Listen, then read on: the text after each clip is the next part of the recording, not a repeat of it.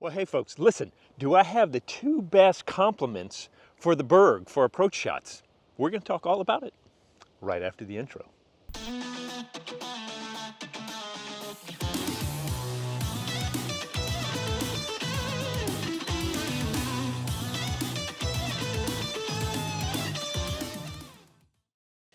Okay, if you watch my channel for any bit of time, you probably know I love the Berg. And I know a lot of people go back and forth about that, but I love the Berg. But I think they're two great discs that can be used as complements to that. Now, if I had to choose just one, it would definitely be the Berg. But on either side of the Berg, I've got two more that you may like if you haven't tried out. And the first one is the Gateway Warspear. And it's basically the way, it's Berg-like. I think it's almost more like a Berg and a Zone OS had a little baby, because this is a little more overstable. It's kind of like what I thought the Berg X was going to be, but this one's going to dump a little harder when I throw it, especially on the forehand. It's going to fight a little bit more to the right. It's also got a little more carry to it, but I like this, that I just trust it to cut back over to the right if I'm throwing forehand, or stable out pretty hard left when I throw it on the backhand. But then yesterday I got to play in the MVP Space Race, and got to grab the range. It was the first time I got to play with it. I did pretty good.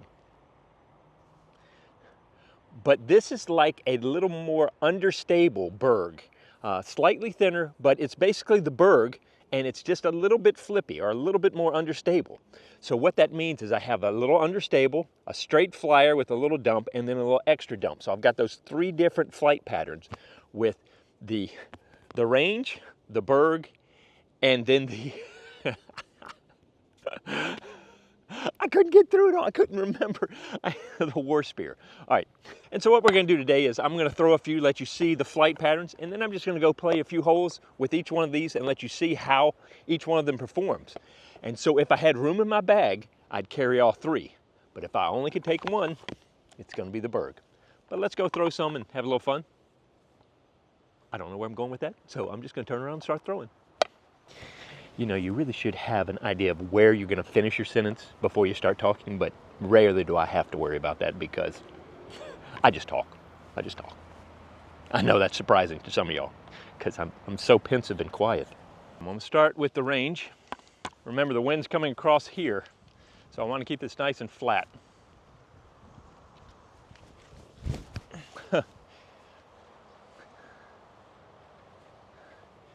So even with that wind, it's trying to track back and just stay straight. Now we'll do the Berg.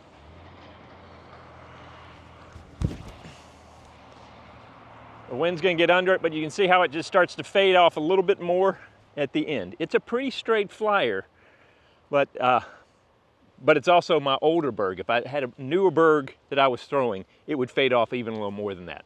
And then finally the Warspear. Now this is a used disc that I got, so it's not even the most stable it could be. It's seen a little action, so but it's still very reliable.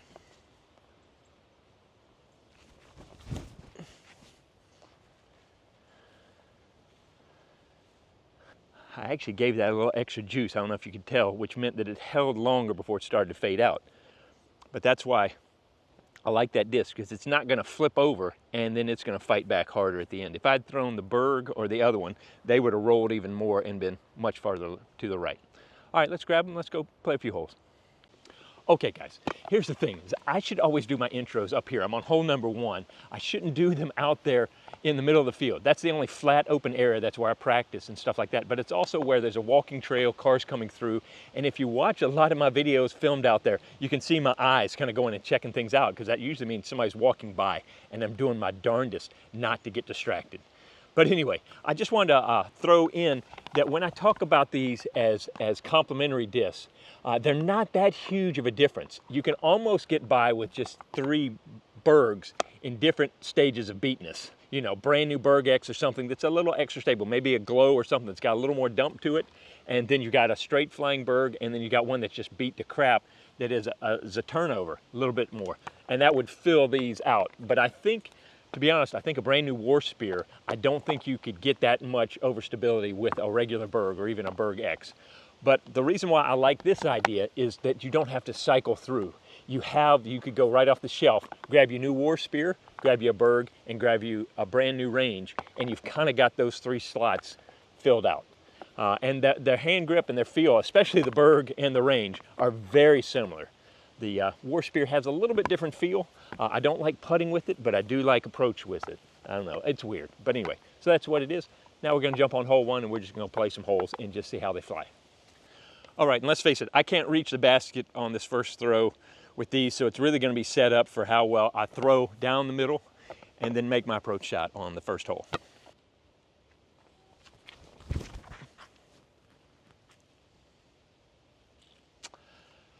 One of the things, the Warspear has a little extra glide, and it may be, I beat it up a pretty good bit lately, and it's been sitting in my car. So that one had less dump at the end than I was expecting. So it just kind of cruised and went right over the edge. So I need more out of you, Warspear. All right, let's go with the Berg. It could be that wind is just holding it and not letting it want to fight back, so I'm gonna have to keep this over a little bit more. Yeah, it's kind of sitting on it. I didn't read the wind. We don't get a lot of wind up here, especially this. I was assuming this wall would protect a lot of it, but it looks like it's maybe sweeping over and speeding up when it's getting over that hill. All right, and now the range. I'm gonna have to put it on a little more hyzer.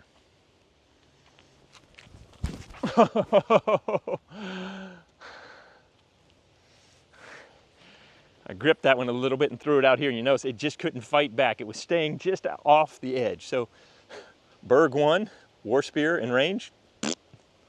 Man, it's a beautiful day. This is for anybody keeping track, this is Columbus Day that I'm out here. And what's funny is it's almost to the point where it's cool enough I could almost wear long pants, but you just get sweaty walking up and down this. And I grabbed some shorts, and I think I might have grabbed my son's shorts because they're a little bit, but they're riding a little high. I'm getting a little, you know, a little woo-hoo. So I can't decide if these are my shorts and they're just shrunk a little or what, but not my normal short range. That makes sense. So, yeah. Am I self-conscious? Yes. Am I going to pretend like I'm not? Yes. Well, good news. My Berg must have hit the side of the hill and rolled out of bounds, and the only one that stayed up is the range. And actually, the Warspear is hanging off the edge, so the worst throw of all these is my Berg. Even though I threw it right down the middle, whoa, whoa, you almost got that on film for my posterity. All right, so rocking and rolling with our first hole. So now let's work on this. Let's face it, this is what we're all about, is the approach shot. This far in. I think I'm about 125, 150.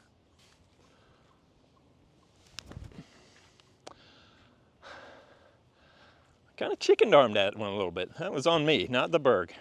And now if we look, Warspear and the range just tried to stay in, and the Warspear couldn't do it.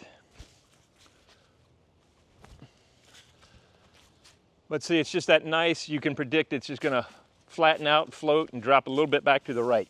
With this one, I'm gonna need to keep a little straighter. Give it a little more nose up so that it'll flare at the end instead of diving over. Hope that makes sense. So if I really needed to crank on any of these, I would want to have the Warspear more than the other two because it will fight that torque better and that cranking on it. Whereas if I tried to crank on that range, I'd be worrying about it rolling over more. Great job on the approach there, Pete.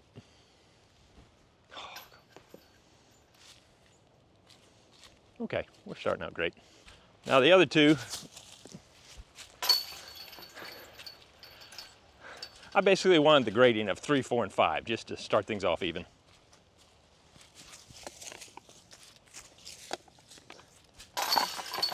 All right, we got to get our mind in the game.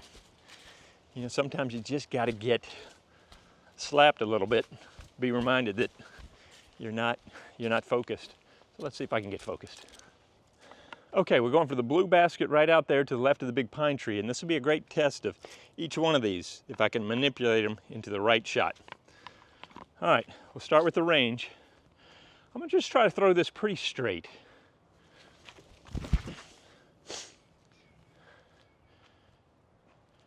Oh, I hit the rocks right before it, so the question is, did it hop over or stop? It was giving it a good look though.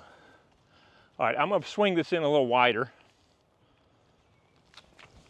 Oh, no, I'm not. I'm gonna drop my shoulder and throw it into the woods. Remember what I said about focus? Let's focus. All right, I'm gonna throw this right at the pine tree and hopefully it's gonna carry it back over.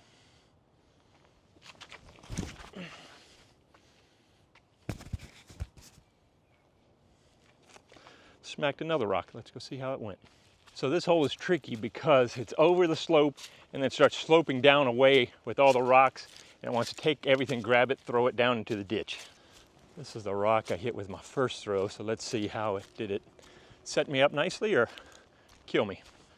Well, I'm not seeing any discs by the basket, so not looking good. I see one down there. Might as well go down there and start looking. Okay, so the range hit the rock and then just tootle down here. Oh, I found the Warspear right under the log up there. Let's do this.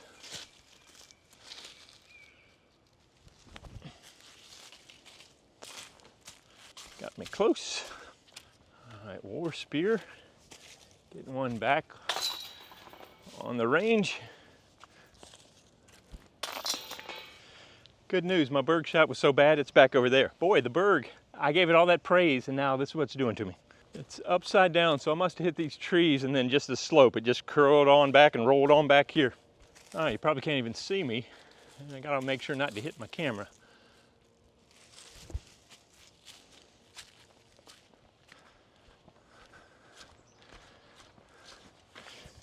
All right, range and the Warspear are tied, and it should be even, yeah. They're tied at even, and the Berg is 2 over. And guys, let's face it, I don't think I'm gonna put the score every hole because A, it takes a lot of time and I can't be bothered. But also, this is not about score. This is more about just feel, because some of y'all are gonna love the Warspear, some of y'all are gonna hate the Warspear. Same thing with the Berg and the range. So even though I'm battling these out, the score doesn't really matter. It's, do I love them? Do I like to throw them? All right, let's start with the Berg.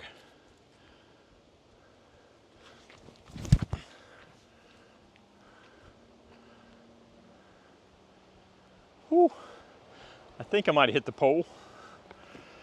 Let's do the range.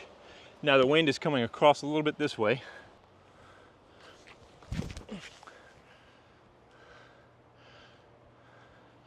Or no, I'm gonna drop it a little bit more on hyzer and go to the left of it. All right, Warspear. I'm gonna throw at the tree with the knot or the gap down at the bottom of it and hope it's gonna fade back to the basket.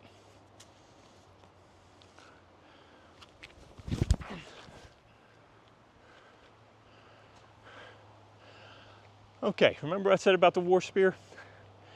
Yeah, I think I need a new Warspear because I think I beat the crap out of that one. That one used to be a nice, predictable. I almost slided that right into the bottom of that tree. So, know your discs. I should have checked all that before I started this video, but come on, let's face it.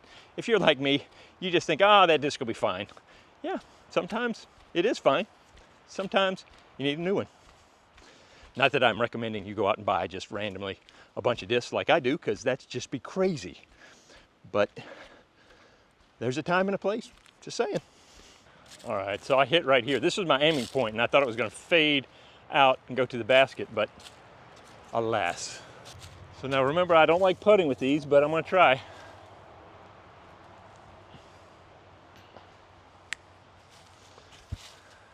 Missed it by that much. All right, here's the Warspear.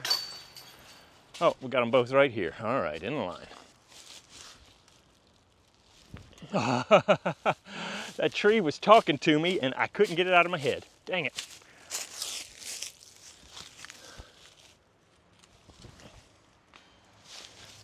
I'm glad I was putting so much better yesterday than today, because woohoo, I leave a little meat on the bone.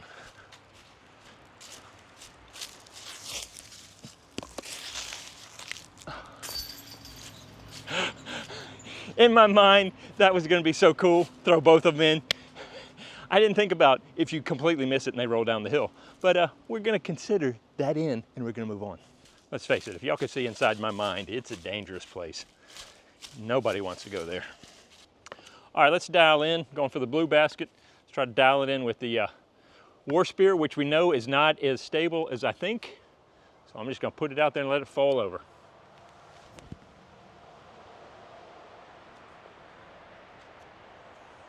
Yep, bounced off the lock, not bad. All right, same thing with the Berg.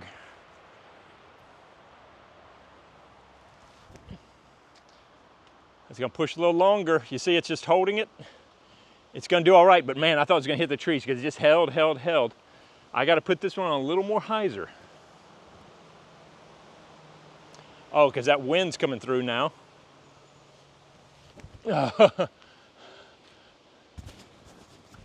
I hope you saw that.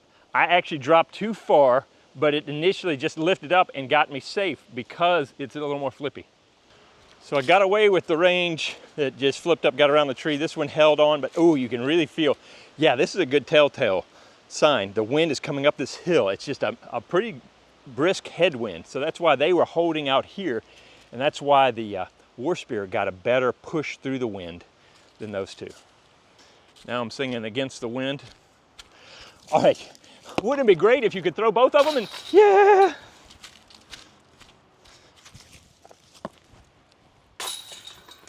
All right, how's my leg? Okay, so on Thursday of the week I'm filming this, I've got a new video coming out. And it's the second version of my best video on my channel called Flight Number Cheat Codes. And it reaffirms some of the stuff I'm talking about in the first one. So first of all, if you haven't seen the first one, go check that out. And then look at the one that I just had come out. When you watch this, it'll probably be a week or two previously. But go check out Flight Numbers Cheat Code and then Flight Numbers Cheat Code version 2. And it's going to talk about knowing how to shot shape with the stability of the disc. And so what that means is I'm going to go inside this tree and crash the hill that way. So this guy, I can throw here and it's just going to naturally crash that way. Where with the Berg, I'm going to have to drop it even lower to get it to crash that way. And then the range, I'm going to have to drop even farther to get that similar flight to get where we need to go. So if that doesn't make sense, go check out those other videos, but that's what I'm going to try to do with these. Let's see if it works out.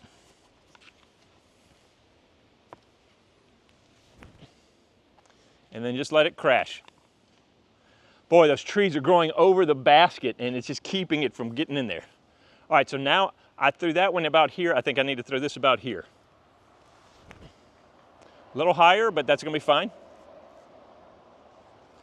And then finally, same thing with this, but I gotta drop it down a little bit more. And the thing that's gonna happen is it's gonna wanna push a little farther. So I need to take that in consideration.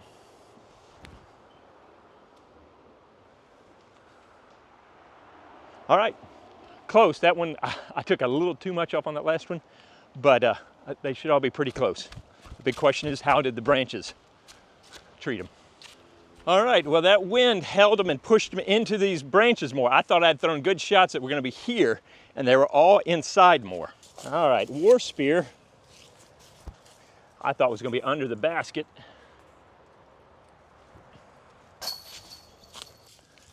The range, and the Berg. So, all right, let's do one more hole.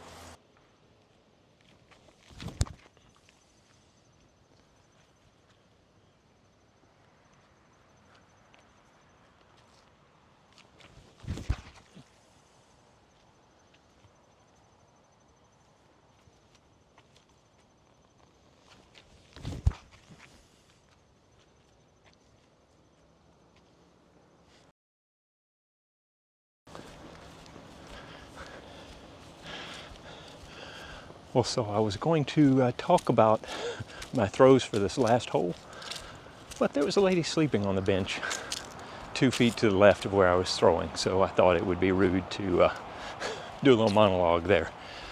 But basically I was going to say you need to adjust for how the disc is going to push for something like this, going for ace runs here.